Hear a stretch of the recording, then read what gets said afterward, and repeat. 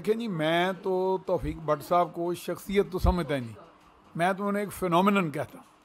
और पता नहीं, मैं कोई फ्लैटरी में तो नहीं बिलीव करता, लेकिन जितनी मोहब्बत और खलूस ये फैला रहे हैं, ये एक रोशनी का मीनार की तरह जो लिखते हैं माशाल्लाह, अंग्रेज़ी में हम कहते हैं लाइट हाउस, जो भटके हुए जहाज़ों को हमारे जैसे उनको को रास्ता दिखाते हैं समंदरों में, गहरी लहरों में।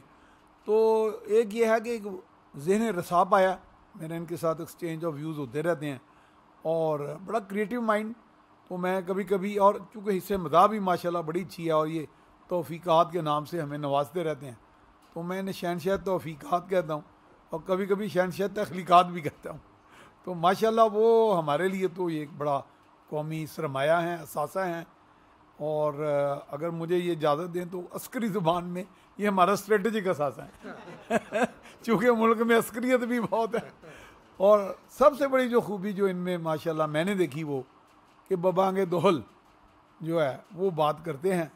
और वाकई मेरी बहन ने, जैसे डॉक्टर सुगरा सदफ ने कहा, कि कोई लगी लिपटी बात नहीं करनी।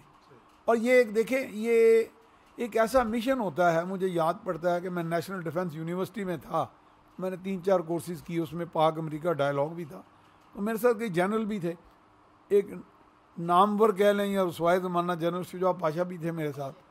तो वो एक दिन मुझे आगे लाइब्रेरी में काम करते देखते, कहेंगे जी सैफ साहब आपको मैं हर वक्त काम करते देखता हूँ। मैं क्या, आपके ख्याल में सिर्फ फ़ौज में काम होता है और किसी जगह नहीं होता? मैं क्या, ये जो हम लिखते पढ़ते हैं ये आपको बता नहीं सकते कि 24 आवर्स जॉब है, बल्कि अगर आवर्स बढ़ा दिए जाएँ तो पता है round the clock for the life. तो ये एक ऐसा मिशन है जिसपे ये एक ऐसा जहाज़ है कि मैं समझता हूँ जो सोल्जर खड़ा होके बॉर्डर पे लड़ रहा है ना दुश्मन से, ये असल दुश्मन से लड़ रहे हैं जो हमारे अंदर निफाक पैदा कर रहा है, जो हमें कंफ्यूज कर रहा है, जो हमें रास्ते से भटका रहा है। क्योंकि एक अच्छा मुआशरा तश्कील पा जाए अगर इन लोगों के कालमों से, तो मैं समझता हूँ मईशत भी ठीक हो जाएगी और वो तमाम तरह आपकी एलिमेंट्स ऑफ नेशनल पार्क बहाल हो जाएंगे इंशाअल्लाह ताला।